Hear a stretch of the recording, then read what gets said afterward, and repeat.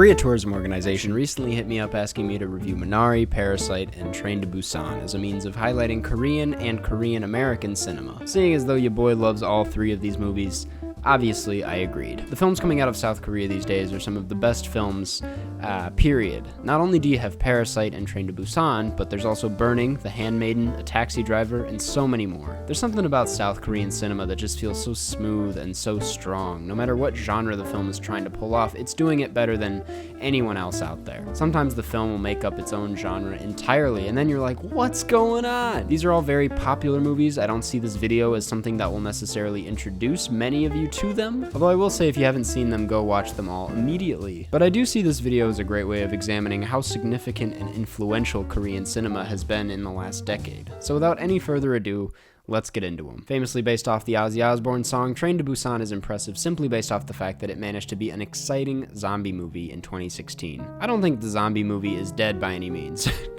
no pun intended, but Train to Busan surely brought it back to life, you know?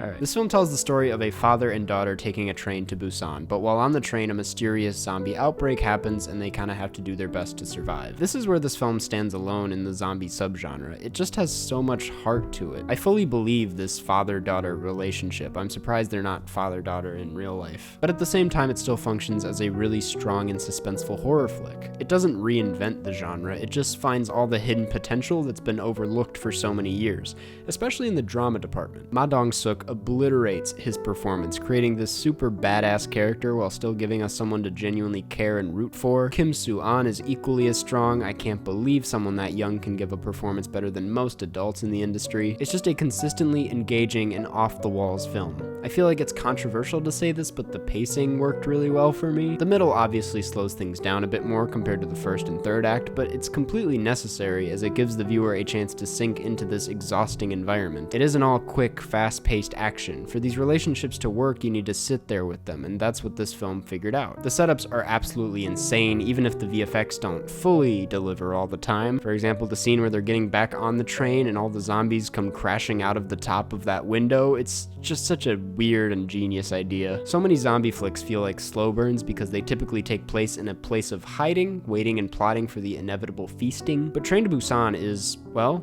it's on a train, but it still makes you feel trapped and cornered, which adds this extra level of dread that hammers home just how tragic and absurd this situation is for our main characters. Just the concept of being in such a narrow hallway that is only on a train while trapped with zombies is really terrifying. So what more could you ask for? I guess you could ask for this. I've touched on Parasite a few different times on this channel. It's been in my TIFF vlog, it's been in 3 of my What I Watched This Month videos, it obviously got covered in my Best of the Year list for 2019. My point is, I talk about movies as a full-time job. Of course, I've mentioned Parasite 1 or 2 times. Parasite just feels so special the further away from its release we get. You'd think the hype for the film would have died down by now, and I mean, it kinda has, but I think its fan base still stands strong and proud, me being a part of it. Because this movie is a gift that keeps on giving, the bong hit that just keeps you coughing. Every rewatch you pick up on something new. I just realized that the first time you see the sun in the movie is when Ki-woo is walking up towards the Park house, which is a subtle way of getting across the class differences through visual storytelling. And that's just one very small detail out of the honestly hundreds of choices made here by master filmmaker Bong Joon-ho. Bong is not only probably the most acclaimed and well-known filmmaker out of South Korea, but he's also one of the greatest in general, mastering his unique style of wit and suspense while touching on modern social issues in every film of his in their own unique ways. If you haven't seen The Host,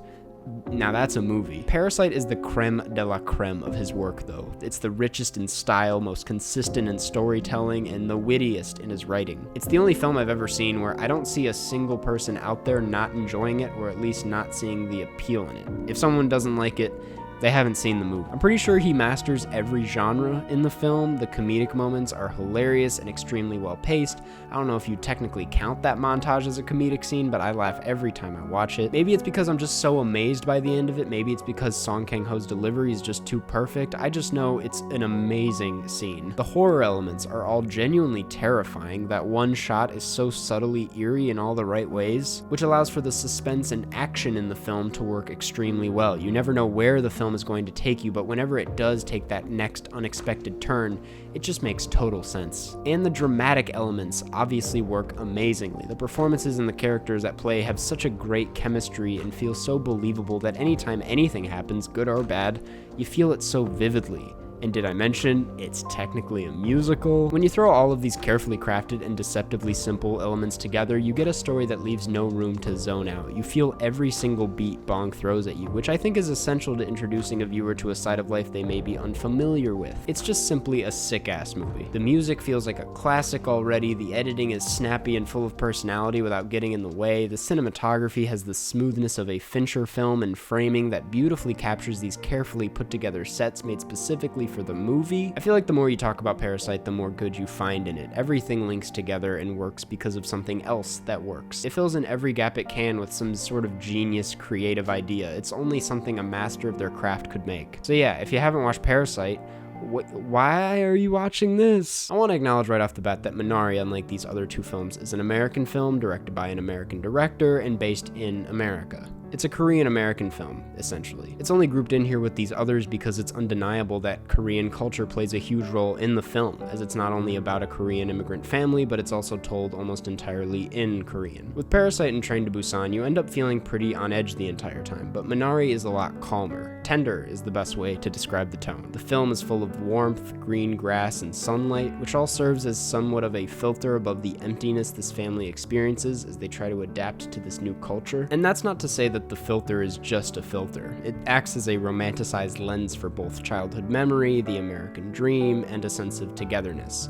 A togetherness that kind of redefines itself throughout the movie. Minari is tough to talk about, clearly, because it isn't necessarily about any specific thing. It is about the American dream, yes, but it's also about a generational gap, childhood memory, cultural upbringings, religion. If you were to tie something through all of these stories being told, it's the move from Korea to America, and what breaks but also heals within that. Nobody is wrong in Minari. The empathy Lee Isaac Chung is able to translate towards us is strong enough to look past certain decisions and determinations, especially those done by Jacob, played by Steven Yeun. Which makes it crazy that this movie works when there isn't a strong, clear conflict, and the conflict is happening internally. And a lot of that is owed to the style. I feel like I can't talk about this movie without talking about the score by Emile Mossetti, because goodness gracious, his airy, dreamlike approach makes each of these separate ideas flow so well from one to the other. It really ties the entire film together into feeling like both the beginning and end of something, but being unsure of what those things are. For as vague as I'm being about describing this movie, it's full of specificity. It's the specificity and the details that make this feel like a collection of memories rather than a collection of scattered scenes and ideas. It's such a unique movie, and it doesn't feel like it should work, but it does. I get a complete picture of this very specific family by the end of the runtime. Such a specific vision